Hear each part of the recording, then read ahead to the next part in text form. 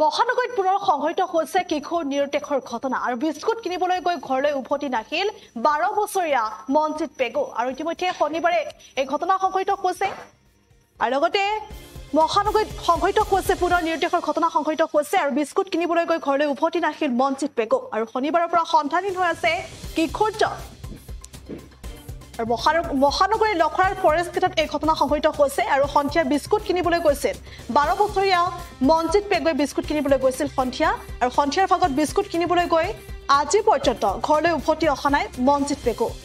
আৰু লগতে এই অভিযোগ উত্থাপন হৈছে লখৰাৰ বিজয় দাস নামৰ এজন যুৱকৰ বিৰুদ্ধে এই অভিযোগ উত্থাপন হৈছে পৰিয়ালৰ লোকৰ মতে লখৰাৰ বিজয় দাস নামৰ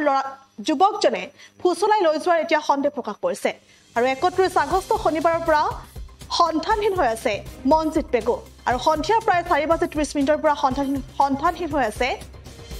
মনজিত পেগু আৰু ইতিমধ্যে ঘটনা সন্দৰ্ভত গড়চুক থানাত নিৰুদ্দেশৰ এজাহাৰ দাখিল কৰিছে ভুক্তভোগী পৰিয়ালে আৰু এই ঘটনা মহানগৰীৰ লখৰাৰ ফৰেষ্ট গেটত সংঘটিত হৈছে আৰু বিস্কুট কিনিবলৈ গৈ উভতি নাহিল 12 বছৰীয়া মনজিত পেগু আৰু ইতিমধ্যে 6ষ্ঠ শ্ৰেণীত অধ্যয়নৰত বুলি জানিব পৰা গৈছে মনজিত পেগু 6ষ্ঠ শ্ৰেণীৰ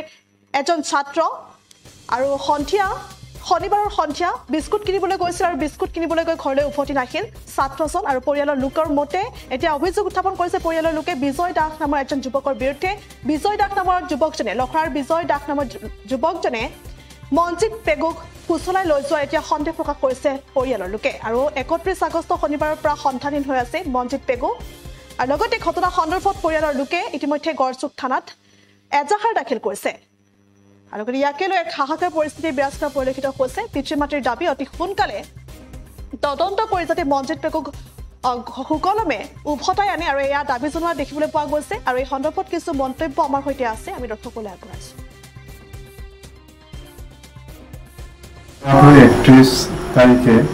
শনিবাৰে ৰুমৰ পৰা সন্ধিয়া 5টা বজাত ওলাই যোৱাৰ পিছত